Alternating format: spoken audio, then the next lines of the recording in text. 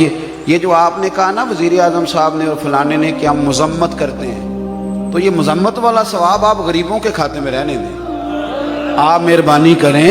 یہ تو میری طرح کا کوئی ماڑا بھی کر لے گا، آپ مذمت نہ کریں، آپ آنکھوں میں آنکھیں ڈالیں۔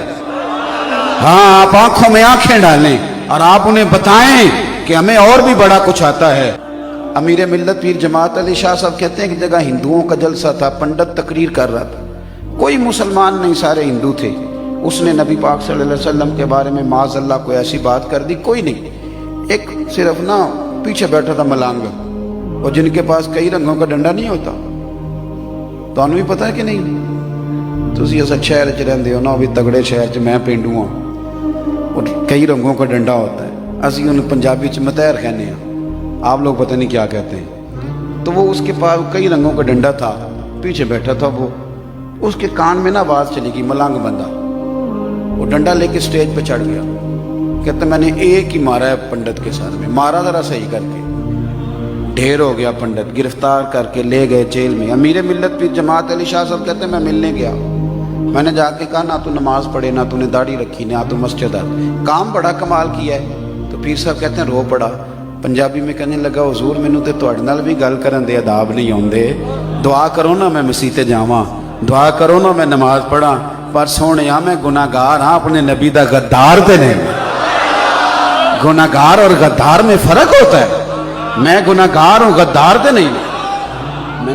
میں نے تھوڑی دیر پہلے بھی ایک جگہ پہ کہا، پھر کہتا ہوں کہ رسول اللہ صلی اللہ تعالی وسلم کی بے ادبی ناقابل برداشت ہے، ناقابل برداشت۔ اور یہ جو میں نے ابھی کہا ایک جگہ پہ، اور میں کئی دنوں سے کہہ رہا ہوں، ایک امام صاحب نے نا مسجد میں اعلان کر دیا کہ مسجد کی خدمت کرو، مسجد بن رہی ہے، ثواب کماؤ، تو محلے کا سب سے امیر آدمی جھاڑو لے کے چلا گیا، صفائی شروع کر دی۔ ہم نے کہا یہ کیا کر رہے ہو؟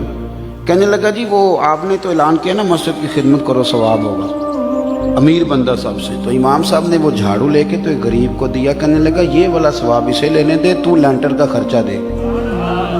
تو یہ والا ثواب لے۔ یہ جو آپ نے کہا نا وزیر اعظم صاحب نے اور فلانے نے کہ ہم مذمت کرتے ہیں، تو یہ مذمت والا ثواب آپ غریبوں کے کھاتے میں رہنے دیں۔ آپ مہربانی کریں، یہ تو میری طرح کا کوئی ماڑا بھی کر لے گا، آپ مذمت نہ کریں، آپ آنکھوں میں آنکھیں ڈالیں۔